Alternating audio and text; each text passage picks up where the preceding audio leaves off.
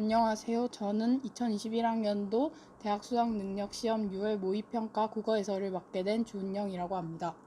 제가 오늘 여러분들과 함께 풀어볼 문제는 22번부터 24번이고요. 먼저 작품 분석을 하고 문제를 풀어보도록 하겠습니다.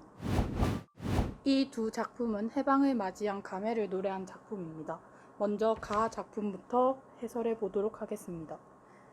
높으디 높은 산마루 낡은 고목에 못 박히듯 기대어 내 홀로 긴 밤을 무엇을 강구하며 울어왔는가. 여기서 낡은 고목은 굳건히 빼앗긴 우리의 조국 같은 것들을 상징적으로 보여주는 단어입니다. 그 다음 내 홀로 긴 밤을 이라는 문장은 일제감정기에 그 암울했던 시간 동안의 그 상황을 보여주는 단어들이고요. 무엇을 강구하며 울어왔는가. 여기서 무엇은 해방이라는 것을 알려주는 그런 것입니다. 이 A는 과거에 암울했던 일제감정기의 시대상을 말해주고 있고요. 이 아침 시들은 핏줄의 구비구비로 사늘한 가슴에 항복판까지 은은히 울려오는 종소리.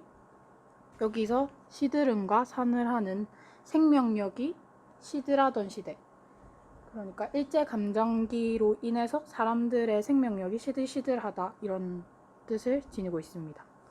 그리고 은은히 울려오는 종소리는 기쁜 소리, 행복의 소리, 광복의 기쁨을 나타내어주고 있습니다. 이 여는 그러다가 아침에 반가운 소리가 들리는, 그러니까 일제감정기 때문에 시들시들했는데 그 다음날 아침에 반가운 소리가 들렸습니다. 그 반가운 소리가 해방을 맞이하게 되었다는 소리입니다. 이제 눈 감아도 오히려 꽃다운 하늘이거니 내 영혼의 촛불로 어둠 속에 나래 떨던 샛별아 숨으라. 여기서 꽃다운 하늘은 긍정적 이미지를 나타내어 주고요.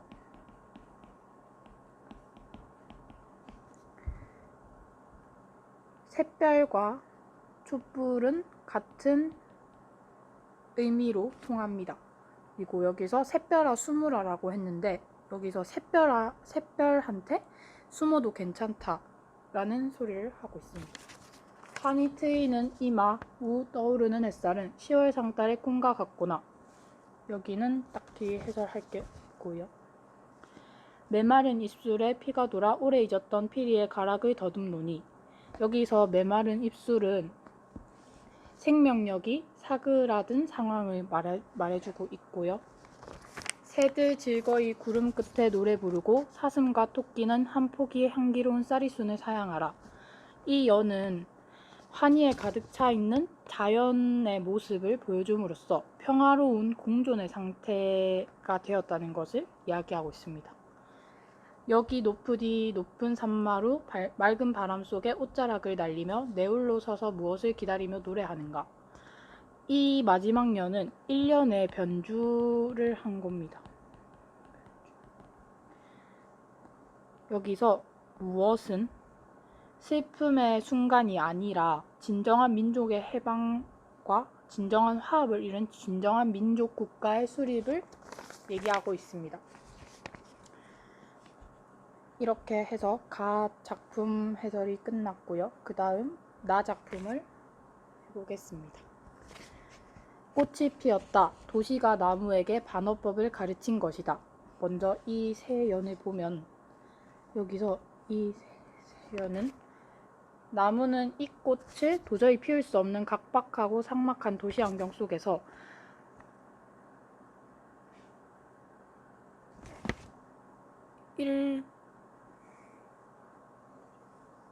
반어로 꽃을 피워 보여주고 있는 것을 말하고 있습니다. 여기서 반어법이 중요한 단어입니다.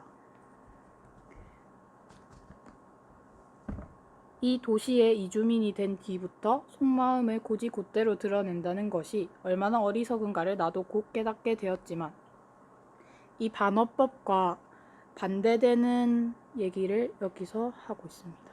반대가 됩니다. 속마음을 고지 곧대로 드러낸다는 것은 직설법과 같은 것이죠.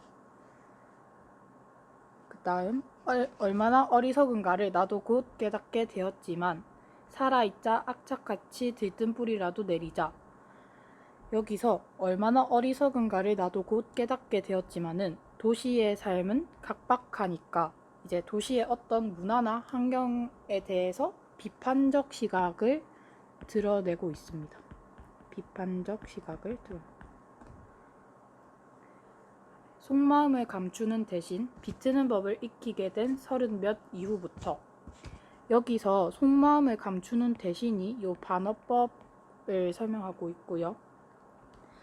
나무는 나의 스승, 그가 견딜 수 없는 건 꽃향기 따라 나비와 벌이 붕붕거린다는 것. 여기서 나무는 도시의 나무를 말하고 있습니다. 도시의 나무.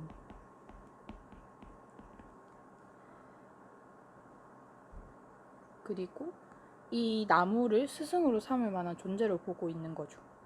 여기서 이 나의 스승, 그가 견딜 수 없는 건 이 말을 한 이유는 이 도시는 너무 생명력을 꼽힐 수 없는 곳인데 여기는 나와 같은 나무들이 살 수 없는 것이라고 하고 싶었지만 이것을 반어법을 사용해서 꽃을 피웠다고 말하고 있습니다.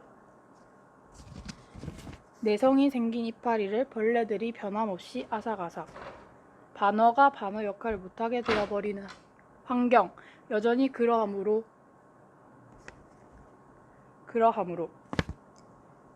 반어가 반어 역할을 못하게 되어버리는 환경이라고 합니다. 뜯어먹는다는 것, 도로변 시끄러운 가로등 곁에서 허구한 날 신경증과 불면증에 시달리며 피어나는 꽃. 여기서 신경증과 불면증은 사람한테 쓰는 단어이기 때문에 꽃을 의인화하는 것입니다. 참을 수 없다 나무는 알고 보면. 치욕으로 푸르다. 원래는 나무는 알고 보면 참을 수 없다라고 말해야 하는데 여기서 참을 수 없다 나무는 알고 보면이라고 하였으니까 도치법이 사용되었습니다. 이렇게 해서 가와 나 지문을 다 해설해 보았습니다. 이제 작품을 다 해설해 보았으니 문제를 풀어보도록 하겠습니다. 먼저 22번. 가와 나에 대한 설명으로 가장 적절한 것은 1번. 가는 계절의 변화에 따라 달라지는 주변 풍경을, 나는 공간의 이동에 따른 풍경 변화를 묘사하고 있다. 가에서 사연 끝을 보시면 10월 상달의 꿈과 같구나 라고 한 부분이 나와서 계절을 알려주는 10월 상달이라는 것이 단어가 있긴 한데 이게 그 10월 상달을 그냥 꿈과 같다고 하였지 계절의 변화에 따라 달라지는 주변 풍경을 묘사한 부분은 아니라고 볼 수 있고요. 나는 공간의 이동에 따른 풍경 변화를 묘사하고 있다고 하였는데 공간의 이동은 보이지 않습니다. 그래서 1번은 아닙니다. 2번. 가는 시각적 이미지를 통해 자연의 위대함을 느낄 수 있을 수도 있다고 봅니다. 이거는 자연의 위대함을 느낄 수 있다고 볼 수 있고요. 나는 청각적 이미지를 통해 자연에 대한 두려움을 표현하고 있다고 하였는데 청각적 이미지, 나에서 청각적 이미지는 붕붕거린다는 것이라는 그 말이 있는데 그게 자연에 대한 두려움을 표현하고 있는 것은 아닙니다. 그래서 틀렸습니다. 3번. 가는 명령형 어조를 활용하여 대상의 행동을 유도하고 명령형 어조를 활용하였다 하면 이제 명령형 문장이 있어야 하죠. 그래서 가에서 예를 들어 수무라 사양하라 라는 단어 말들이 있네요. 수무라는 새별아한테 한 거고 사양하라는 사슴과 토끼한테 한 것인데 이게 대상을 유도하고 있으니까 일단 첫 번째 문장은 맞는 말입니다. 그 다음 나는 단정적 진술을 활용하여 주제의식을 드러내고 있다고 하였는데 여기서 단정적 진술은 일단 단정적 진술이라고 하면은 단호하게 이야기를 하는 것인데 나 작품에서 꽃이 피었다는 것을 두고 바로 뒤에서 도시가 나무에서 꽃이 피었다는 것은 도시가 나무에게 반어법을 가르친 것이라고 단정적으로 진술하였으니까 3번이 정답이 되겠습니다. 자, 그 다음 남은 4번과 5번을 보겠습니다. 4번은 가와 나는 인격화된 사물을 청자로 하여 화자의 소망을 전달하고 있다고 하였는데, 일단 가는 인격화된 사물을 청자로 하여 화자의 소망을 전달하고 있지만 나는 그렇지 않습니다. 그래서 틀린 것이고, 5번 가와 나는 도치된 표현을 활용하여 화자가 처한 부정적 현실에 대한 극복 의지를 강조하고 있다. 일단 나에서 도치가 사용이 되긴 되었지만 현실에 대한 극복 의지를 강조하고 있는 부분은 찾아볼 수 없습니다. 그래서 답은 3번입니다. 문제를 해설해 보도록 하겠습니다. A와 B를 이해한 내용으로 적절하지 않은 것은 1번 A의 높으디 높은 산마루에서 화자를 울게 한 문제는 B의 여기 높으디 높은 산마루에서의 기다림의 대상이 아니다. 일제 감정기, 일제에게 나라를 빼앗긴 서러움이라는 것은, 여기까지가 그 해석이고요. B에서 기다림의 대상이 아닌 것이 맞죠. 그러니까 이건 맞는 소리입니다. 아니니까 맞는 소리입니다. 2번 A에 못 박힌 듯 기댄 자세는 과거의 고통을, B의 옷자락을 날리며 서 있는 자세는 미래에 대한 기대를 드러내고 있다. 여기서 기울어진 못 박힌 듯 기댄 자세, 이거는 기울어진 조국에 못 박혀 있는 듯 과거의 고통스러웠던 모습을 나타내어 주고 있고, 그리고 B의 옷자락을 날리며 서 있는 것은 B를 보면 내 홀로 서서 무엇을 기다리며 노래하는가 라고 하였으니, 거기서 이제 맑은 바람에 옷자락을 날리고 있는 모습은 미래에 대한 기대가 차 있는 것이라고 할 수 있어요. 3번 A의 긴 밤에 담긴 부정적 상황은 이 아침 이후 B의 맑은 바람을 동반하는 새로운 상황으로 변하고 있다. 일제감정이라는 것이 해방된 이후에 맑은 바람을 동반하는 새로운 상황으로 변화하고 있는 것이니까 맞는 소리입니다.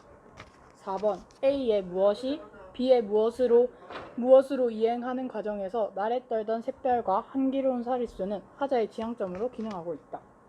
여기서 A의 무엇은 해방, 조국의 광복을 의미하는 것이고, B의 무엇은 진정한 민족의 국가입니다. 여기서 이 두 개를 이행하는 과정에서 나래 떨던 샛별은 일제감정기 때 자기가 간절한 마음으로 의지를 잃어버리지 않고 외로이 지켜오던 간절한 소망 같은 거를 향기로운 쌀이수는 조화롭고 평화로운 공존의 상황을 이야기할 때 동원되는 사물이니, 이것이 이행하는 과정에서 화자의 지향점으로 기능한다고 보기에는 적절하지 않습니다. 그래서 이렇게 틀린 답이 되고요. 5번 A의 강구는 사늘한 가슴의 생명력 회복을 바라는 기원을, B의 노래는 메마른 입술의 생명력이 회복된 이후의 소망을 표출하고 있다라고 하였는데, 여기서 생명력이 회복된 이후라는 것은 즉 해방된 이후의 소망을 표출하고 있는 것이니 맞는 소리입니다. 그래서 답은 4번.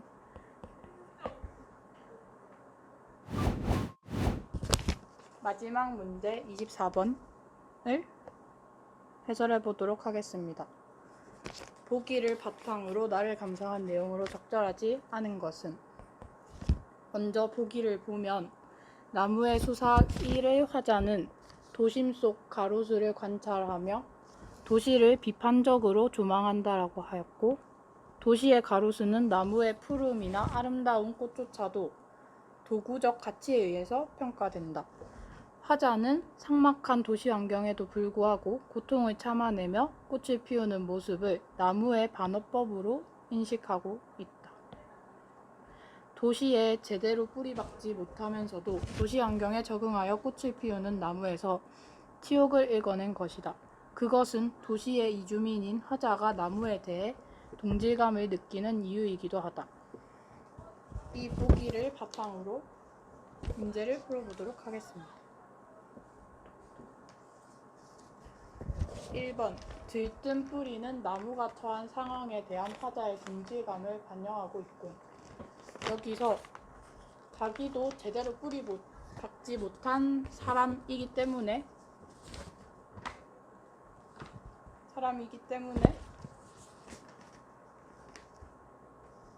적절하다고 볼 수 있습니다. 2번 내성이 생긴 이파리는 나무가 도시에 적응하면서 지니게 된 성질을 보여주는군. 여기서 내성이 생긴 이파리를 벌레들이 아무렇지도 않게 적응하여서 갉아먹고 서러운 풍경이 된 것을 보면 맞는 소리라고 할 수 있습니다. 3번 시끄러운 가로등 곁은 꽃을 피우며 참아내야 할 삭막한 도시 환경을 드러내고 있는군. 여기서 시끄러운 가로등 곁에서 허구한 날 이제 신경증과 불면증에 시달리며 피어나는 꽃이라고 하였는데, 꽃을 피우며 참아내야 할 삭막한 도시 환경이고 그로 인해서 신경증과 불면증을 겪게 된다. 그 신경증과 불면증을 겪게 되는 이유는 빛공해와 소음공해 때문입니다. 이거는 3번과 4번을 같이 짝을 이뤄서 보면은 둘 다 맞는 말인 것을 알 수 있습니다. 그러면 마지막 남은 5번이 답이겠죠? 5번이 틀린 이유는 이제 보기에서 도시는 비판적으로 조망하는 대상이고 나무는 동질감을 느끼는 대상이라고 하였는데, 여기서는 이제 나무에 대한 비판적으로 표현하고 있다고 하였으니까 아니라고 볼 수 있습니다. 그래서 답은 5번입니다.